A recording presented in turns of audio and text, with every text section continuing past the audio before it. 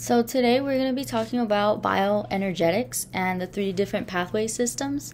So bioenergetics is the flow of energy in a system by converting macronutrients into usable energy. So there are three different pathways. There's the phosphagen system, glycolysis system, and oxidative energy system. The phosphagen system, it spans between 0 to 6 seconds, and it includes exercises like sprinting or explosive jumps. So the phosphagen system is short term and it's of high intensity exercises. It uses creatine kinase reaction to maintain concentration of ATP. ATP is also rapidly replenished during the phosphagen system. And the end result of this system, it produces 1 ATP and has a capacity of 5 ATP production. So the next energy system is glycolysis. Glycolysis involves the breakdown of carbs, glycogen stored in the muscle, or glucose stored in the blood for ATP. And the end result for this is pyruvate. So glycolysis also has a higher capacity to produce ATP because of the abundance of glycogen and glucose. And there are two types of pyruvate pathways in glycolysis. So the first one is anaerobic glycolysis.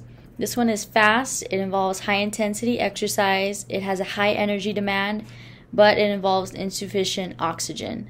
And this system converts pyruvate into lactate. The second pyruvate pathway is aerobic glycolysis. So in this system, it involves lower intensity exercise, it has a lower energy demand, and it involves sufficient oxygen. So for this one, pyruvate is shuttled into the mitochondria, converting into acetyl-CoA, and enters the Krebs cycle.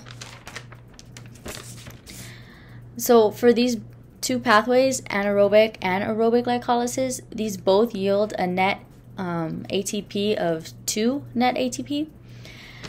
The last system is the oxidative energy system. So the primary source of ATP at rest, and it involves low intensity exercise. During rest, ATP uses 70% of fats and 30% of carbs as fuel. At the beginning of exercise, this is actually flipped and it uses more carbs than fats. But then mid-exercise, as the intensity gets higher, it shifts again and it uses more fats than carbs.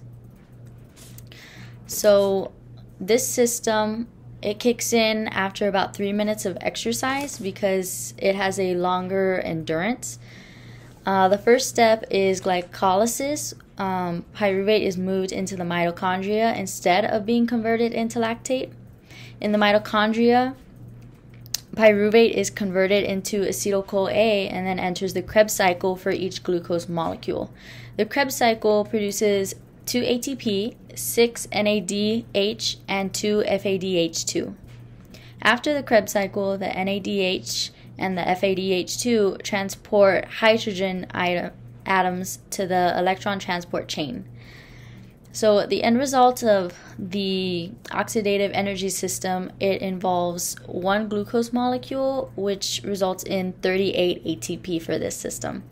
And those are your 3 pathways for the bioenergetics.